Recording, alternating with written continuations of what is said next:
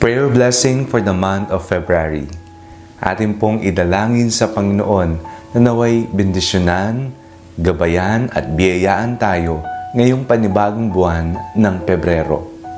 Habang tayo po ay nagdarasal, isipin po ninyo ano ang mga kinakailangan ko, ano ang mga patuloy kong ipagdarasal ngayong panibagong buwan. Sa ngalan ng Ama, ng Anak at ng Espiritu Santo. Amen. Mapagmahal na Ama, kami po'y taus-pusong nagpapasalamat sapagkat hindi niyo po kami pinabayaan sa nakalipas na buwan ng Enero. Napakaraming biyaya ang aming natanggap. Naranasan namin ang iyong awa. Naranasan namin ang iyong pagpapatawad, ang inyong paggabay, ang iyong pagkalinga. Patawad po, Panginoon, kung kami po'y nagkulang, kung may mga kasalanan kaming nagawa, o may mga bagay kaming hindi ginawa, gawa ng aming katamaran. Ngayong panibagong buwan, hinihiling po namin kami po'y inyong palakasin, bigyan ng sapat na enerhiya upang magampanan ang aming mga obligasyon, ang aming misyon sa buhay. Amin pong ipinagdarasal na naway pagkalooban niyo po kami ng isang malusog na pangangatawan, ilayo sa lahat ng uri ng sakit. Sa mga taong may karamdaman, lunas ang aming ipinagdarasal. Sa mga miyembro ng aming mga pamilya, nawa, huwag niyo po silang pababayaan, lagi niyo po silang ingatan, at maging ang kanilang mga isinasamo sa inyo ay pakinggan.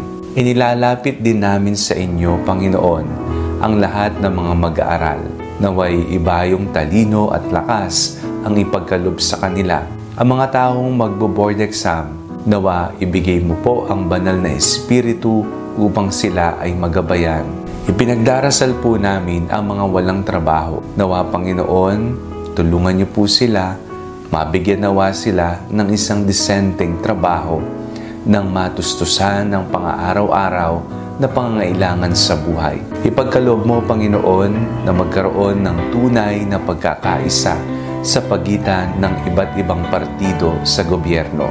Nawa ang tunay na diwa ng paglilingkod kung papaanong ikaw ay naglingkod sa amin ang aming makita at matamasa.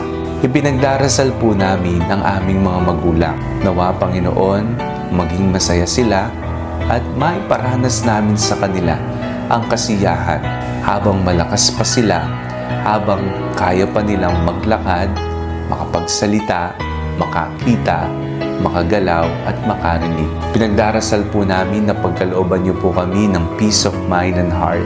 Sa mga panahon na kami po'y naguguluhan, natatakot, hindi alam kung ano ang gagawin, nawa Jesus, ikaw ang aming maging santungan. Ngayong buwan ng Pebrero, buwan ng mga puso, mas mabuksan nawa namin ang aming mga puso upang mahalin ka at ang aming kapwa.